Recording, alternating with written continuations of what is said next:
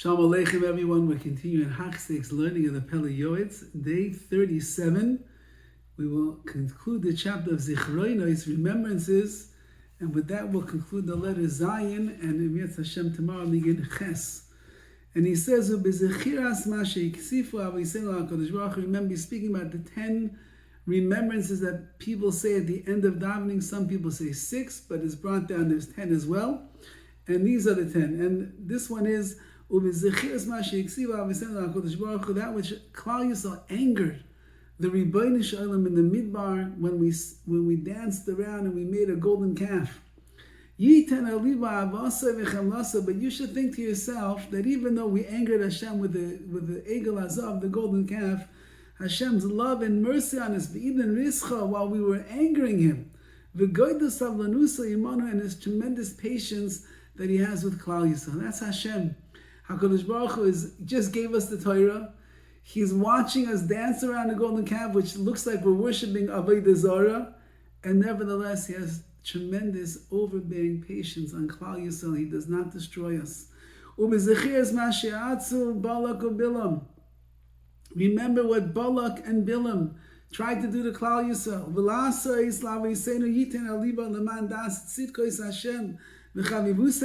And the same thing.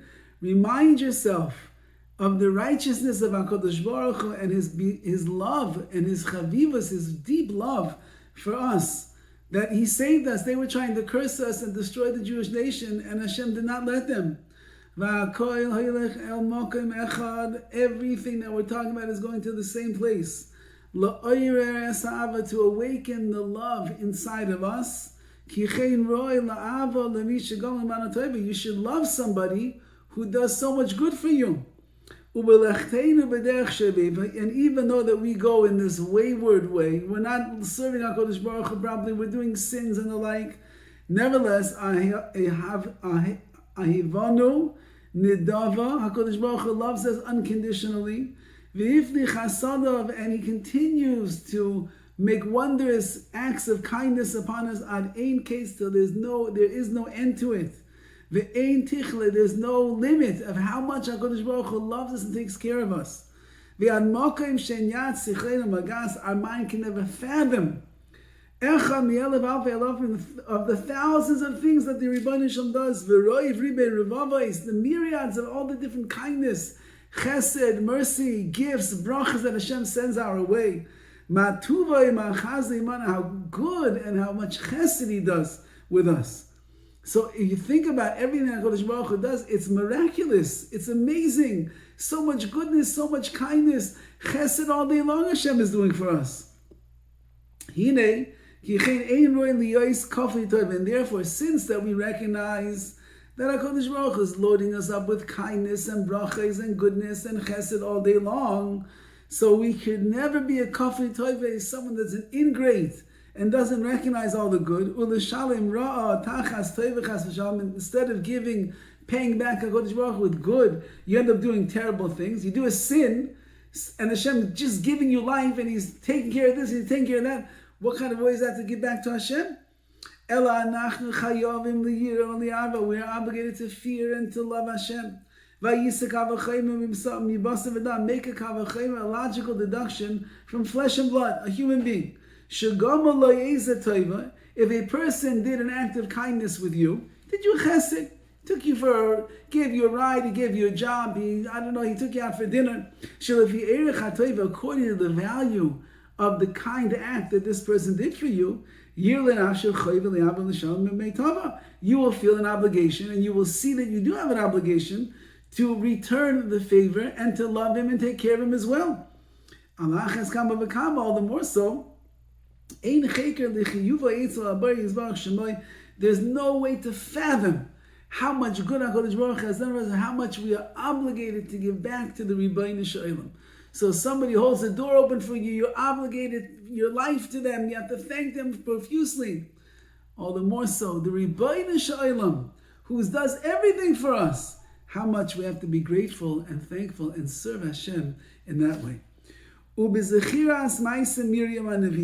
the last one of the zechiros of the remembrances Remember what HaKadosh Baruch Hu did to Miriam HaNaviah when she spoke Lashon Hara about her brother Moshe Rabbeinu. You should think how severe the sin of Lashon Hara is. Make a massive logical deduction. Think about what Miriam did, like it says in Shas. Miriam had good intentions. She wasn't even meaning to speak Lashon Hara about her brother Moshe Rabbeinu. She meant to just tell Aaron, maybe you could speak to Moshe. We're a Navi, he's a Navi, he's a prophet, we're a prophet. Hashem didn't tell us to separate from our spouses, so why is Moshe Rabbeinu separating from his wife? There was no bad intention. There was no denigrating words. There was nothing to cast any aspersions on him.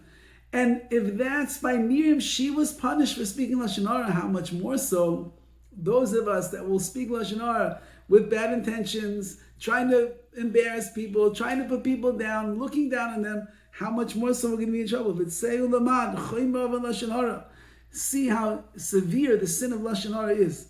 In all of the Averis, all the things that you're not allowed to do in the Torah, there's no zechiros, there's no remembrances like we have for the sin of Lashon Hara.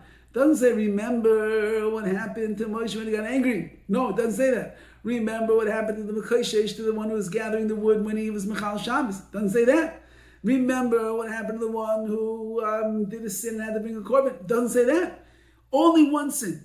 The sin of Lashon Hara, the Torah says, remember what HaKadosh Baruch Hu did to Miriam because she spoke Lashon Hara. Why is the Torah singling that out? Because it's telling you that's how chaymer, that's how serious and severe this sin is. And even though nevertheless, we realize that, but we have so many sins. We are like the stray sheep who is misguided and misdirected and lost, and we all speak Lashon Hara. Rachmana litzlan. Why would you do that if you know how severe it is? Okay, maybe for another time. It says in Shas, Lashon Hara is worse than the big three, all wrapped up together.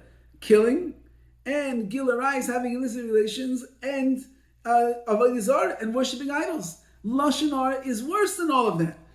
A person should tremble. They should be unsettled, and they should muzzle their mouth in order not to say a single word of Lashon Hara. And that's what all of these remembrances are for.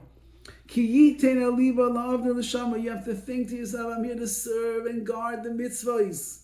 At least while I'm reading this particular zechir, this thing to remember, I should at least awaken, be inspired, be aroused to think about it, and put it into your heart so you'll be better in this area. Think about the mitzvah of the zechir to remember this and remember that and remember this and remember that. Do not do mitzvahs by rote that people just are accustomed to doing. Think about what you're doing. That's what the Pele Yoetz pointed out yesterday as well. You can't just give lip service when you say, I remember this, I remember this, I remember this. No. Think about what it is that you are remembering, and then it will make an impression on you. This is a major principle that applies to all of the mitzvahs. HaKadosh Baruch Hu wants every mitzvah that has some depth to it. Think about what you're doing, what that mitzvah is all about. In the chapter about mitzvahs, I will write about this in more depth, says the Pele Yoetz. So remember the good things, and remember the things that HaKadosh wants us to, in order that we will improve our ways. All the best.